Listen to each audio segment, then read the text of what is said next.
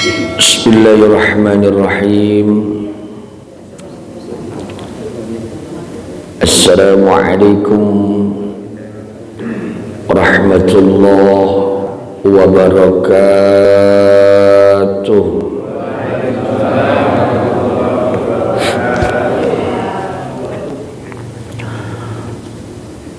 Alhamdulillahilladzi hadana lihada wa ma kunna linahtadiya laula an hadana Allah. Wassalatu wassalamu ala sayyidina Muhammadin wa ala alihi wa sahbihi ajma'in. Subhanaka la ilma lana illa ma 'allamtana innaka antal alimul hakim. Rabbi israh li sadri wa yassir li amri wahlul 'uqdatam min lisani yafqahu qawli. Qala Allah ta'ala fi kitabihil karim. Bismillahirrahmanirrahim. Ya ayyatuhan nafsul mutmainnah irji'i ila rabbiki radiyatan mardiyah fadkhuli fi ibadi wadkhuli jannati. Wa qala Rasulullah sallallahu alaihi wasallam, talabul ilmi faridatun ala kulli muslimin. Sadaqallahul azim. Para jamaah sidang salat subuh Masjid Al-Hikmah yang mudah-mudahan selalu mendapatkan rahmat ridha Allah Subhanahu wa taala dan dalam keadaan sehat walafiat.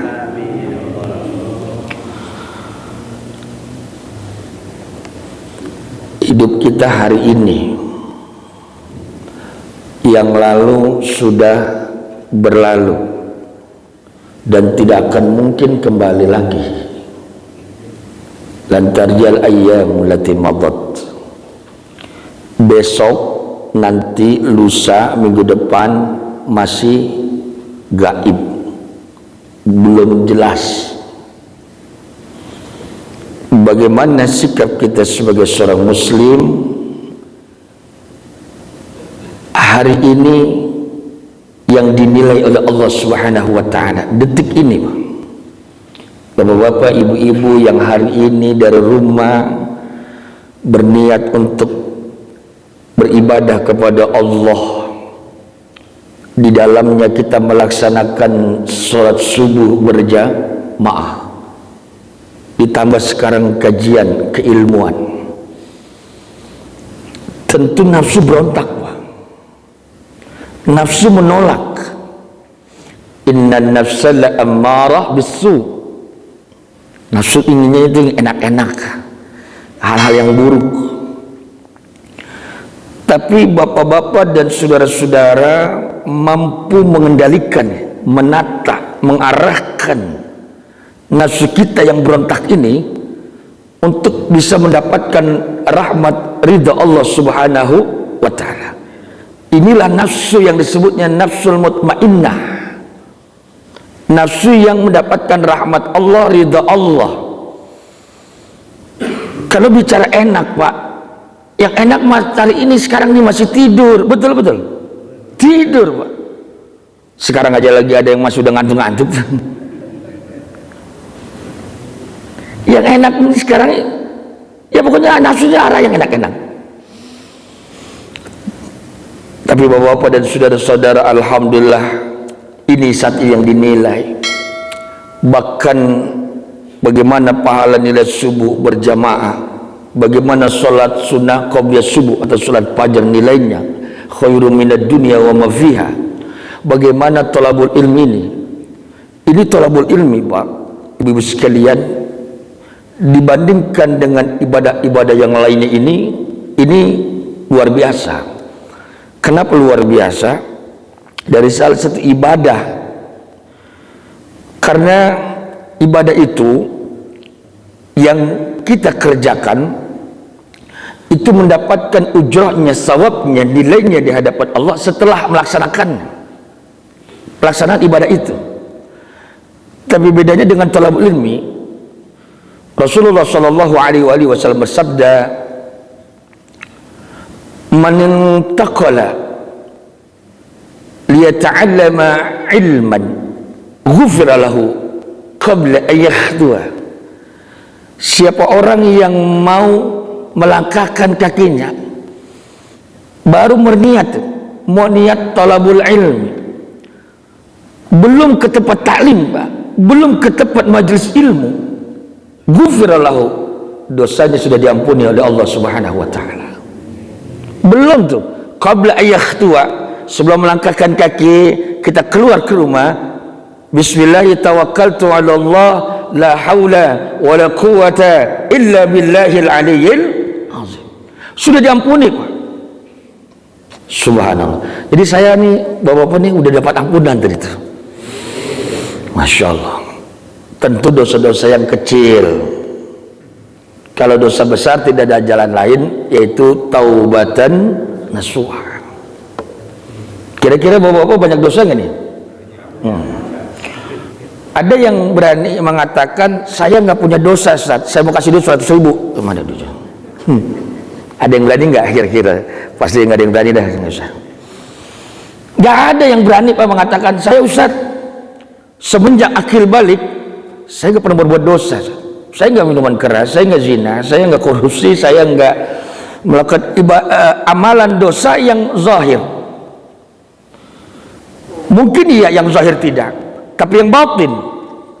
Selama ini ada dalam diri kita ini perbuatan-perbuatan maksiat hati, ada dengki, ada hasud, ada dendam, ada ujub, riya, merasa paling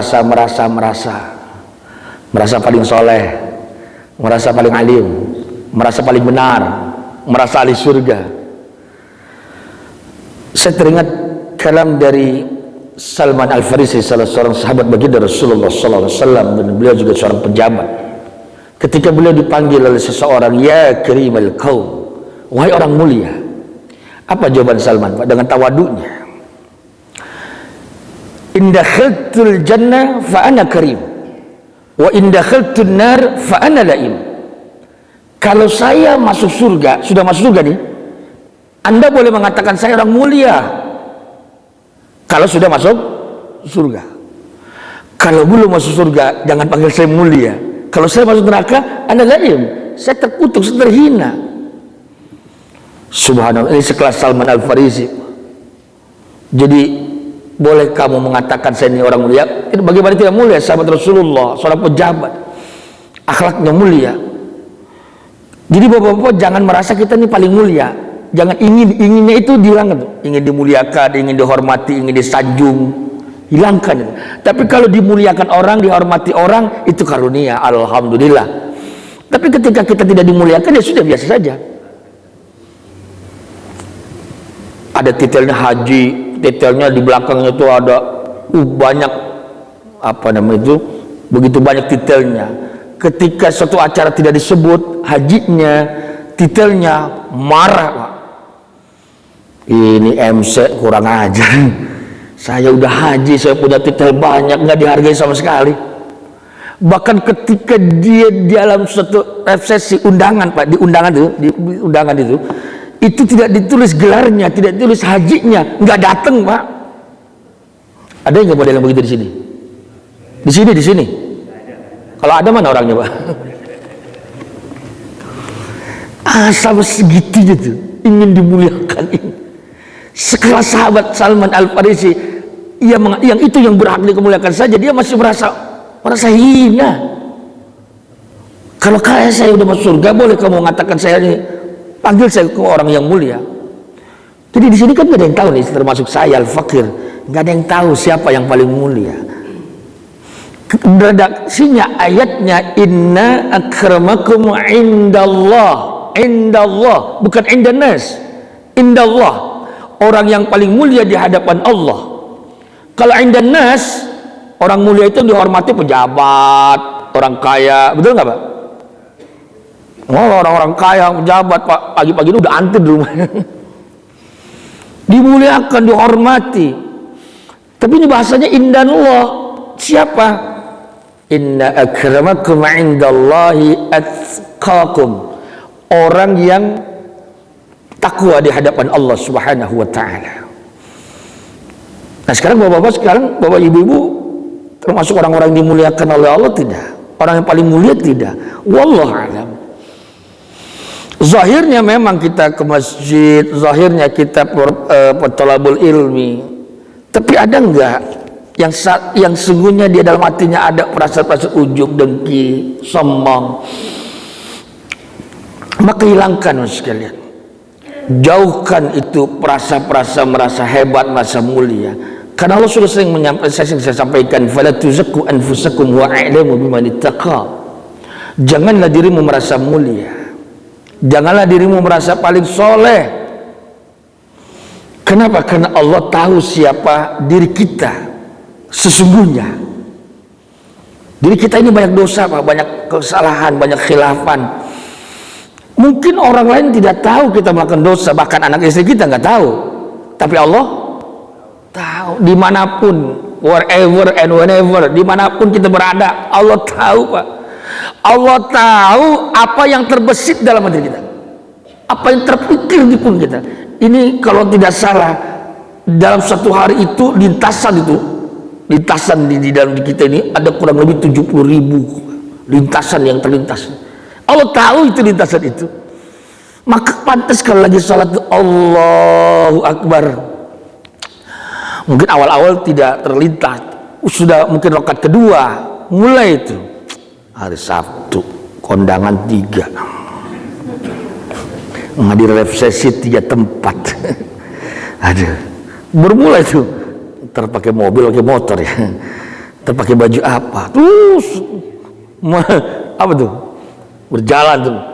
Bahkan bisa jadi bapak-bapak, ibu-ibu yang sekarang zahirnya di masjid sedang talabul ilmi, zahirnya, jasadnya, pikirannya, ada tahu gak kira-kira pikiran saya, pikiran bapak? Mungkin bapak-bapak dah, kalau saya lagi menyampaikan fokus ya, tapi bapak-bapak zahirnya ya manggut, mungkin dia lagi menghayal nggak tahu, karena dia duda, lagi menghayal janda yang di sana itu. Duda wajar Bu, duda. Kalau yang udah bersuami ya masing-masing itu. Ini duda, lagi berkhayal, lagi ada rasa jatuh cinta itu. Rasa jatuh cinta. Jangan sampai kisah itu orang yang berebut untuk muadzin. Tadi yang muadzin siapa? Muadzin. Ya, ada yang berebut muadzin itu di sebuah masjid, sampai Pak RT-nya berebut gitu kan. Rupanya fastabiqul khairat, dan mungkin paham tentang keutamaan muadzin. Tapi ternyata sedikit bukan itu Pak motivasinya. Mereka itu berlomba-lomba untuk menjadi seorang muadzin karena ada udang di balik bakwan. Karena di sebelah masjid itu ada janda yang cantik namanya Bu Uum. Mohon maaf ya namanya Uum. Jadi bahasanya ketika bisa hayal al-falah ditambahkan tuh Pak, as-salatu khairum minan naum. Tapi ditambahkan as-salatu khairum minan naum tuh. Itu just kidding. Berarti niatnya sama sekali. Lagi duduk sih, tapi pikiran kemana tuh? Coba ada yang sedang pergi ke, aduh, dalam hati, Ustaz jangan lama-lama Ustaz, saya mau pergi nih. Macam-macam dah. Itu makanya benar-benar itulah, untung khusyuk tidak termasuk min arkanis salat. Untungnya khusyuk itu tidak termasuk bagian dari rukun salat. Kira-kira kalau khusyuk daripada bagian dari rukun salat, salat kita sah nggak Pak? Setiap hari sah nggak? Ya enggak Pak. Karena rukun bagian daripada khusyuk bagian daripada rukun sholat. Untungnya khusyuk tidak menjadi bagian daripada rukun sholat. Kalau menjadi bagian rukun sholat Pak, nggak ada yang pada sahur. Jujur tadi ada yang nggak fokusnya Allah dari takbir sampai salam Allah. Ada nggak? Nggak ada sih. Subhanallah. Untungnya khusyuk tidak termasuk daripada rukun sholat. Rukun sholat itu kan ada rukun qalbi, ada rukun qauli, ada rukun fi'li. Kalau rukun qalbi itu di niat itu qalbi. Maka Bapak-Bapak sekalian yang tadi tidak mengatakan menzahirkan usolli fardhu subhi, sah nggak sholatnya? Tidak usolli, sah, karena masuk daripada rukun qalbi. Di hati Bapak itu udah niat tadi di hati. Cuma untuk karena kita ini tadi lintasan begitu banyak, kadang-kadang ketika kita Allahu Akbar, waduh tadi sholat apa ya? Masih begitu tuh kita. Maka dizahirkan, ditakkidkan Pak, dimantapkan itu. Usolli, saya sholat fardhu subhi 2 rakaataini mustaqbal kiblati, adaan, karena sholatnya sekarang adaan. Kalau sholat yang kodoan, karena kita tadi jadi makmuman. Itu jelas Pak, Allah. Jadi usul itu untuk mentakkidkan, tapi tidak membaca itu, tapi sudah berniat, sah salat kita. Itu rukun qalbi. Tapi rukun qauli itu harus dizahirkan, minimal kedengaran di telinga kita nih, minimal. Apa diantaranya? Pertama, takbir Allahu Akbar, minimal telinga kita dengarnya. Jadi jangan diam Pak, karena itu termasuk rukun qauli, ucapan. Terus yang kedua Pak, Fatihah Pak, itu minimal tadi kedengaran di telinga kita. Bismillahirrahmanirrahim, alhamdulillahirabbil alamin, kedengaran Pak. Jangan Allah udah diam. Kedengaran gak Pak? Kedengaran minimal sini. Itu Fatihah. Kalau yang begini-begini itu bagaimana nggak kedengeran? Cuma hanya komat kamit aja, mirip sama apa tuh namanya kalau yang komat kamit, dukun ya Pak. Komat kamit. Yang ketiga, tahiyat akhir. Kemudian salawat kepada baginda Rasulullah sallallahu alaihi wasallam. Allahumma shalli ala sayyidina Muhammad wa ala salam. Jadi itulah kenapa Nabi itu sampai menyampaikan amal yang paling dicintainya itu adalah talabul ilmi. Yang aku senang itu dari Rasul, yang Rasul sampaikan, yang aku senang itu talabul ilmi. Karena al-ilmu wasilatut taqwa. Ilmu itu wasilah takwa. Jadi kalau kita ingin mendapatkan derajat dari akramakum indallah, takwa tadi, maka perangkatnya adalah keilmuan. Maka di Rasul dalam kitab Matan Zubatnya menyampaikan fakullu man bi ghairi ilmin ya'malu amalu marduda la tuqbal. Itu masyhur itu kalimat itu. Orang yang melaksanakan ibadah tanpa didasar dengan keilmuan, maka ibadahnya bisa tertolak. Jadi Bapak sekalian, ini Bapak-bapak, Ibu-ibu udah mendapatkan ampunan Allah. Lalu ketika kita di majlis ini kan majlis ilmu. Ini majtama qaumun fi baitin min buyutillah yatluna kitab Allah. Kita yang ngumpul ini Pak, itu para malaikat berkumpul Pak. Kumpul. Ada apa? Ini di Masjid Al-Hikmah ada kajian, ada taklim, ada talabul ilmi. Itu para malaikat Pak. Kan Bapak nggak bisa lihat kan? Ini malaikat pada kumpul kan? Itu para malaikat mendoakan Pak. Bapak-bapak kita ini didoa ini. Ya Allah ya Rabb, yang datang ke Masjid Al-Hikmah ini ya Rabb, mereka habis sholat subuh, mereka melaksanakan talabul ilmi, mengkaji ilmu agama, membaca kitab Allah. Apa kata malaikat minta kepada Allah? Ya Allah, berikan rahmat, berikan ridhamu ya Allah, ampunanmu ya Allah kepada orang-orang yang sedang taklim pada subuh kali ini. Masya Allah, yang pada punya urusan didoain, dimudahkan segala urusannya. Yang pada punya penyakit, ini bapak-bapak di depan saya ini orang-orang yang punya penyakitan. Ada anekdot Pak. Kalau yang punya asam urat itu obatnya pakai bedak NBK, asam urat. Ini guyonan. Emang kenapa Ustadz pakai bedak NBK? Maaf, karena asam ketek aja hilang, apalagi asam urat. Ibu, ini guyonan ya, jangan nanti dipraktekkan pakai bedak NBK. Kata suaminya yang nggak ke masjid, kan nggak ke masjid, itu lagi ngapain mah? Ini kata Pak Ustadz, kalau kita asam urat pakai bedak NBK. Kok korelasinya di mana? Asam ketek aja hilang, apalagi asam. Terima aja Pak punya penyakit.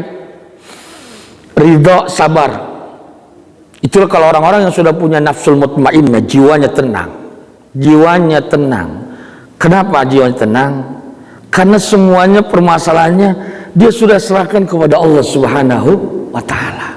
Jadi dalam surat Al-Fajr ayat 2730 yang tadi saya sampaikan itu sekalian, itu kan panggilan yang indah ketika orang-orang yang nanti akan kembali kepada Allah. Bapak-bapak, ibu-ibu dan semuanya nanti insya Allah kita akan mendapatkan itu panggilan, ya ayyatuhan nafsul mutmainnah, jiwa-jiwa yang tenang, irji'i ila rabbiki radiyatan mardiyah. Sudah kita dipanggil oleh Allah, Pak.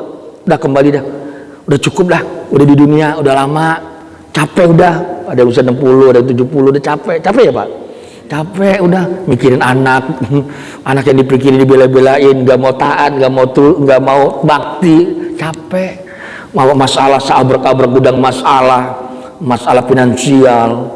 Ini kan saya berhadapan dengan orang-orang muka bermasalah semua, mohon maaf Pak, Bapak jangan tersinggung, saya sedang berhadapan dengan orang-orang yang bermuka masalah semua. Bohong yang nggak punya masalah.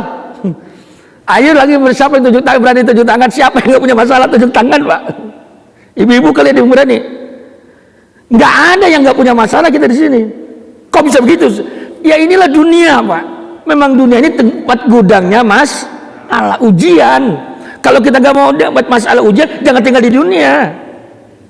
Padahal dunia itu dianalogikan nikmatnya dunia seperti tetesan air laut dibandingkan dengan samudra lautan itu, kenikmatan akhirat. Dunia cuma setetes, kita celupkan itu di dekat laut, tes-tesan itu cuma hanya kenikmatan dunia, hanya setetes. Tapi hebatnya, dahsyatnya Pak, ini dunia walaupun hanya setetes, tapi orang Masya Allah, dunia itu yang halal jadi haram, yang haram jadi halal, gesek sono, sikut sana, berantem, membunuh, bahkan nambah dengan saudara sendiri, Pak. Saya bilang gara-gara warisan. Betul, bayangkan itu. Betul nggak? Gara-gara warisan, adik sama kakak berkelahi, bukan hanya berkelahi, saling bunuh. Allah ya karim. Itu orang tuanya Pak, kalau tahu orang tuanya itu yang dalam kubur sedih tuh. Kalau bisa bangkit lagi, dia bangkit lagi Pak, mau dicekek Pak. Aku tinggalkan warisan tuh biar kamu hidupnya sejahtera, adek sama kakak keluarga akur. Ini malah diperebutkan Pak. Masya Allah, tabarakallah. Mudah-mudahan bapak-bapak yang ada di sini insya Allah nggak begitu ya. Sudah urusan dunia Pak. Iya, tapi Ustaz enak aja dia bagiannya banyak tuh. Setan nafsu tuh begitu tuh. Selalu apa namanya? Udah Pak, pokoknya orang-orang yang serakah dengan warisan nggak berkah hidupnya. Termasuk orang-orang yang sering menyerobot tanah orang walaupun sejengkal, nggak berkah hidupnya.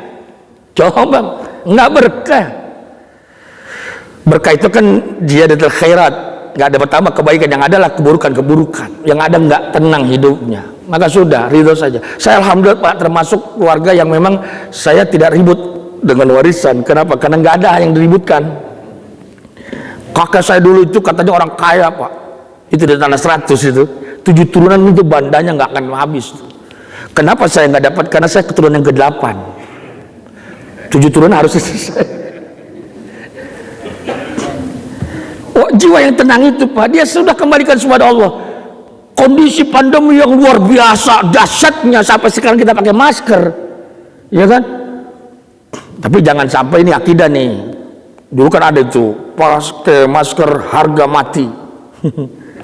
Nggak pakai masker mati. Waduh, yang bikin kita mati hidup Allah Pak.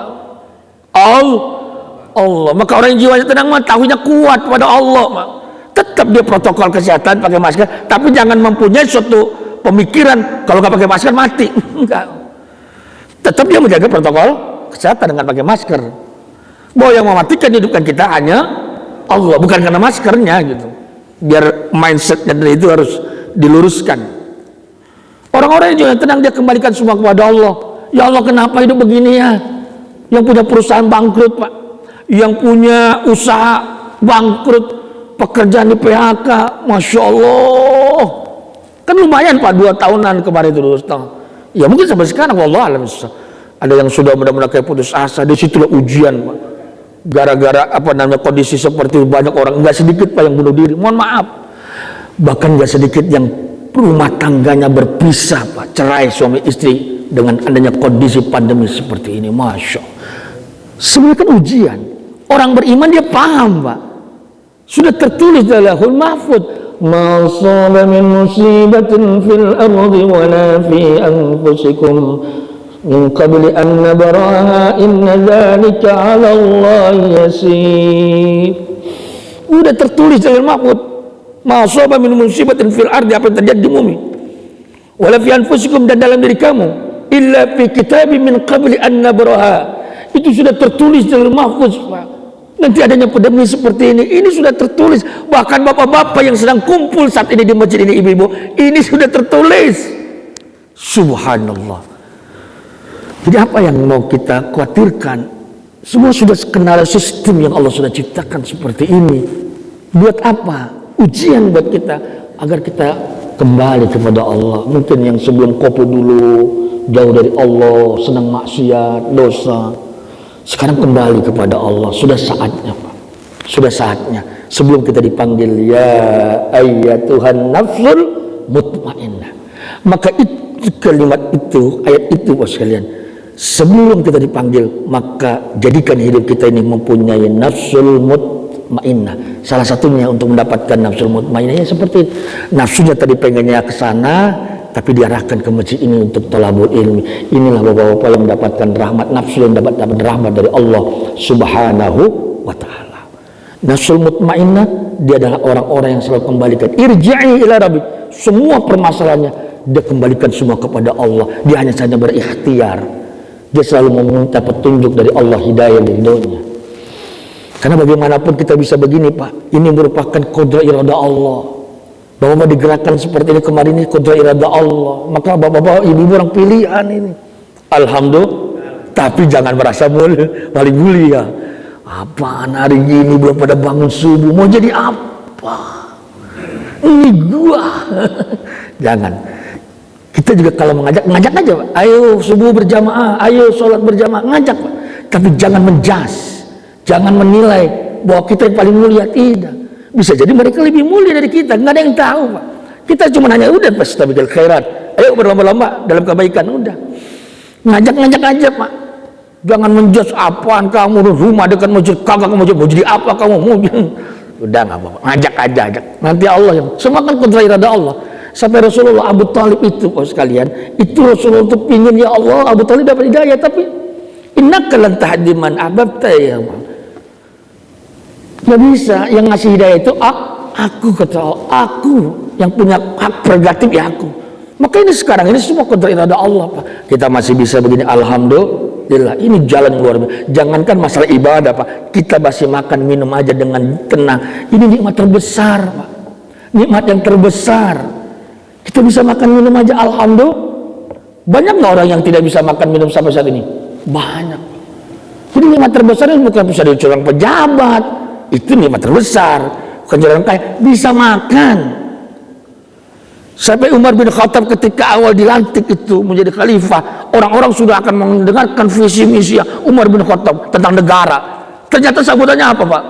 Saudara-saudara, saya ini dari Bani Makhzum, saya ini bisa seperti ini dulu, saya bisa bekerja sehingga saya dapat upah dari keluarga saya, lalu saya bisa makan kurma itu sehingga saya bisa hidup. Assalamualaikum warahmatullahi wabarakatuh. Bingung Pak sahabat. Sekelas negara, sekelas Umar, sambutannya kok begitu? Ujungnya apa? Makan minum Pak. Ini terbesar, alhamdulillah. Kenapa kita selama ini gelisah, jiwa kita, hati kita? Karena obsesinya, nafsunya banyak, pengen ini, pengen ini, pengen itu. Kita bisa makan aja, alhamdulillah. Sampai ada hadis, innallaha la yarda, Allah itu benar-benar ridho. La yarda itu bukan la yarda itu dalam taukid, Pak. Allah benar-benar ridho an abdin, kepada seorang hamba, idza akal famidul, ketika dia bisa makan minum, alhamdulillah. Ini Pak yang tadi saya bilang, nanti bapak-bapak termasuk orang-orang mendapat apa? Radiyah mardiyah. Karena ketika bapak makan minum saja ucap alhamdulillah ya Allah, saya masih bisa makan minum. Masya Allah, berapa banyak orang yang mau makan minum. Makanya ketika orang itu hebat, saya bisa bergerak. Siapa yang bergerakkan? Saya dong. Saya bisa. Iya, ketika bisa bergerak. Tapi kenapa suatu ketika kita nggak bisa bergerak, Pak? Berarti gerakan itu gerakan siapa? Gerakan Allah Subhanahu wa Ta'ala. Kita bisa bergerak seperti ini, alhamdulillah. Itu seorang yang haji, Pak, yang dananya miliaran, ketika dia itu Habib datang, selama diminta datang untuk didoakan, sakitnya cuma satu, Pak, dia mati rasa, nggak bisa merasakan manis pahit. Subhanallah. Sehingga Habib itu, ini kisah nyata Habib, mungkin ditambah-tambahkan bagaimana kisahnya. Dia bilang, dia baca tuh air, Pak, apa aja dibaca dengan wasilah ini, dengan izin Allah sembuh itu. Subhanallah sekalian, apa yang terjadi? Karena ini bahasanya Pak Haji ini, kalau kamu bisa, kalau Habib ini bisa jemput saya, kan dia sudah kemana-mana, ke Singapura, miliaran sudah habis. Bahas itu akan diberikan, Pak, hadiah gitu. Terfikir tuh Habib, karena dia sedang bangun pesantren. Oh, dibaca, Pak, dikasihkan anaknya, kasih ayah kamu, mudah-mudahan sembuh. Beberapa hari kemudian ada telepon lagi. Di pikiran Habib tadi, mindset Habib, wah sembuh nih, miliar. Karena buat bangun pesantren. Ternyata setelah mendapatkan telepon informasi, bagaimana kabar ayahmu? Ayah meninggal, Bib. Ayah waduh, nggak jadi miliar. Hilang tuh miliar. Padahal Habib sudah baca apa biar sampai ayat keruh itu. Maksudnya apa? Masya Allah, Pak, kita bisa makan aja, alhamdulillah. Udah ucapan alhamdulillah. Ketika Bapak selalu mengucapkan alhamdulillah, itu nanti akan mendapat dari panggilan itu, ya ayyatuhan nafsul mutmainnah irji'i ila rabbiki radiyatan. Bapak ridho, alhamdulillah ya Allah, ini nikmat besar. Kita masih bisa makan, bisa minum. Makanya nanti kalau ada makanan, kalau ada, itu makan, Pak. Alhamdulillah. Bahkan bapak-bapak nih, ilmu nih, kalau ada suatu acara selamatan atau syukuran, kan biasa saya baik mensedekahkan makanan ringan, bahkan nanti makanan berat juga ada dibawa pulang, tuh, tentengan. Itu Bapak sekalian, ketika disiapkan itu makan, Pak, dimakan, dinikmati, karena sahabat sudah memberikan sedekahnya, sudah mulia dia. Akan tambah mulia ketika kita makan. Kemuliaan Sohibul Bait, nilainya berpahalanya bertambah ketika makanan yang sudah disuguhkan kita makan, Pak. Jadi kalau itu akan bertambah nilainya buat Sohibul Bait. Maka ketika ada sebelah kita, samping kita, teman kita, apa bahasa Betawi itu, gegares. Gegares itu makan aja. Itu jangan disalahkan, Pak. Jangan suzon, kita harus suzon. Dia paham ilmunya, dia sedang memuliakan Sohibul Bait, dia sedang memuliakan Sohibul Bait, walaupun beda tipis, Pak. Tapi jangan suzon, ente makan mulu, enggak, dia sedang memuliakan Sohibul Bait, Pak. Jadi besok kalau ada acara, Pak, itu kalau teman sebelah kita tuh memakan aja, jangan marah, Pak. Dia ternyata orang yang paham ilmunya, memang tipis. Dah, ini saja. Karena waktu juga, dan apa yang saya sampaikan mudah-mudahan manfaat, dan mudah-mudahan kita semua nanti dapat panggilan itu sekalian ya, karena sudah melaksanakan dari sekarang. Jiwa-jiwa yang tenang itu ya tadi. Ini kan kenapa kita nggak tenang, karena di hati kita masih berisik, Pak. Hati kita ini masih berisik, hati kita masih kotor, hati kita masih jauh dari Allah. Coba ya kalau ada yang matinya sudah masukkan Allah, yang adanya Allah, sudah nikmat hidup. Apapun kondisinya, keadaannya, dia selalu fisarra wa dharra. Dalam kondisi apapun dia ucapannya, dalam lisan dan kalbunya alhamdulillah. Sudah gitu. Ustaz, kalau orang kaya alhamdulillah wajar. Kalau orang miskin alhamdulillah bagaimana Ustaz? Kalau sehat alhamdulillah, kalau sakit. Bapak-bapak yang punya penyakit nih ucapannya alhamdulillah. Kenapa alhamdulillah? Ketika Bapak sabar dengan penyakit itu, innama yuwaffas sabiruna ajrahum bighairi hisab. Ya Allah, saya terima ya Allah. Ini kehendak-Mu ya Allah. Bagaimana ini kehendak-Mu ya Allah? Saya dan juga kesalahan saya, kehilapan harus juga menyadari itu. Dari penyakit itu mungkin kehilapan kita, tapi semuanya atas izin Allah. Yang berikan penyakit Allah, yang menyembuhkan Allah. Ketika Bapak Ibu sabar dengan penyakit ini bertahun-tahun belum sembuh juga, padahal sudah ikhtiar kemana-mana, pahala mengalir tanpa batas, Pak. Rahmat Allah turun, Masya Allah. Udah diampuni dosanya, Masya Allah. Tuh, makanya ucapannya alhamdulillah. Oh, kalau begitu kita minta sama Allah, ya Allah berikan saya sakit. Bukan begitu. Ketika itu sudah terjadi, terima, Pak. Miskin, ketika sudah miskin ditakdirkan Allah bukan orang kaya, terima, Pak. Karena itu bisa jadi jalan untuk kita masuk surganya Allah Subhanahu wa taala, mendapatkan rahmat Allah Subhanahu wa taala. Maka Allah sampaikan fadkhuli jannati, masuk surgaku, kata Allah. Insyaallah yang ada di sini ahlul jannah semuanya. Sisa umur kita tinggal sisa, tapi tetap gaib, Pak. Kemarin bibi saya, cing saya meninggal, padahal ya masih ngobrol-ngobrol, ada rasa sesak dikit, dibawa ke rumah sakit. Innalillah. Itulah umur, Pak. Mohon maaf kepada juga guru kita Buya Razi, Masya Allah, ujiannya luar biasa. Bapak dengar kan guru kita Buya Razi itu yang kasus anaknya meninggal? Siapa yang nyangka? Subhanallah. Moga-moga beliau diberikan kesabaran dan keriduan menerima. Ya sudah, memang berat, Pak. Ujian orang mau naik derajat itu berat. Tapi ya itulah yang Allah sudah tentukan buat kita semua. Terima kasih. Mohon maaf lahir batin, banyak kalam, banyak khilaf, banyak salah. Kalau ada yang tersinggung ataupun yang kurang berkenan, mohon dibukakan pintu maaf yang seluas-luasnya. Semoga kita selalu mendapatkan rahmat ridha Allah Subhanahu wa taala, sehingga akhir hidup kita insyaallah meninggalkan dunia yang fana ini dalam keadaan husnul khatimah. Terima kasih. Afwan minkum, billahi taufiq wal hidayah. Assalamualaikum warahmatullahi wabarakatuh. Terima kasih. Kita